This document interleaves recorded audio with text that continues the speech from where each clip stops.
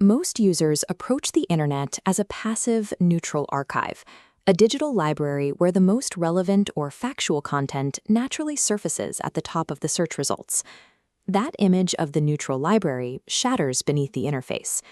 The modern web is a heavily refereed battlefield, where every headline is contested territory. Two distinct factions fight for dominance in this arena. On one side, a sprawling network of independent creators. On the other, a highly organized structure of institutional gatekeepers. A single post reaches your feed only after surviving a gauntlet of suppression attempts and algorithmic hurdles, the outcome of a direct struggle between grassroots facts and top-down control. The independent network is a decentralized web of vloggers, anonymous posters, and researchers who operate outside of traditional media structures to document events in real time. The institutional side is comprised of corporate lobbies, political spin doctors, and heavily funded organizations that possess the resources to shape public perception on a global scale. These groups pursue opposing goals. The independents work to keep information flows open and unrestricted, while the institutions prioritize maintaining a singular, controlled narrative. These factions dictate the life cycle of every news story, determining which events ignite global conversation and which are scrubbed from the digital record before they can gain traction. The independent network relies on a decentralized architecture. Because these nodes are scattered and unconnected, there is no single point of failure for an opponent to attack, bypassing the traditional hubs of information control. This network utilizes surveillance to monitor power. Surveillance is the act of the public recording and monitoring powerful institutions from the bottom up, projecting their focus upward to document actions that would otherwise remain hidden. These recordings are distributed via anonymous microblogging. Microblogging is the practice of posting short, rapid-fire updates online, a mechanism that allows information to travel faster than institutional censors can react. The network's most effective tool is the organizing hashtag. A hashtag is a metadata tag used to categorize content. It instantly binds thousands of isolated reports into a unified, high-visibility force that the central pillars cannot ignore. This system weaponizes raw evidence to route around mainstream media's editorial gatekeepers, forcing verified facts into the public view before they can be reframed. By dismantling the institutional monopoly on what counts as the truth, this decentralized system forced those in power to engineer a new, much more aggressive method of digital defense. To counter the speed of independent networks, institutions have shifted to a defensive strategy built on corporate lobbying and legal maneuvering. The primary defense is the redaction of documents. By using legal classification to hide source materials, the institution blocks the flow of evidence, starving independent researchers of the facts they need to build a case. When direct suppression is impossible, they use bureaucratic tools.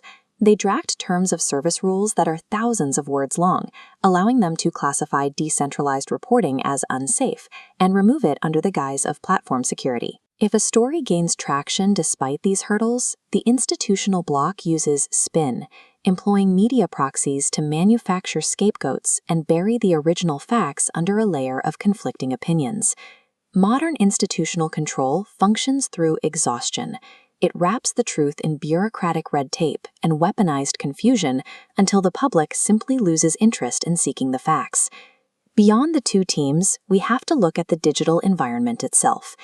The platforms act as referees, maintaining a surface-level appearance of fairness while their internal mechanics tilt the game. This diagram shows the function of the recommendation algorithm. An algorithm is a set of programmed rules that determines what content is displayed to a user. It silently filters the colored spheres of independent voices, while allowing identical institutional narratives to pass through unimpeded. Content that challenges the status quo is shunted into a dark void of low visibility, while safe institutional content is automatically elevated onto pedestals, ensuring it reaches the widest possible audience. Because institutions exert influence over platform rules and the design of these filters, the digital environment is structurally biased against decentralized information, regardless of the accuracy of the data. This struggle has resulted in a permanent stalemate. The internet is now split between a glowing, interconnected grassroots network and a rigid fortress of institutional and legal barriers.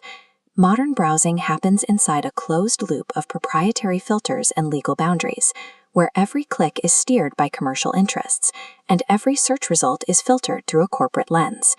Every trending topic or viral clip is an active skirmish in this war. These pieces of media are being pushed by one architecture and suppressed by another, long before they ever appear on your screen. In this environment, passive consumption is no longer an option. If you do not understand the mechanics of the battle, you are simply accepting the version of reality provided by the side that currently controls the algorithm.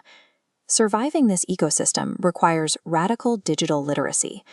Radical digital literacy is an active mindset where a user analyzes the architecture of a platform instead of just reacting to the content on their screen. This requires a shift in focus. When you see a breaking story, you must look past the emotional headline and analyze the delivery mechanism. You are looking for the plumbing that brought this specific information to your specific device. The vital question is no longer, is this true, but who is organizing to amplify this and who is trying to suppress it? By mapping these invisible systems, you can identify the gaps in the institutional fortress and seek out the data the filters are designed to hide. Understanding the mechanics of the narrative war is the only way to move from being a target of the algorithm to an active participant in the digital landscape.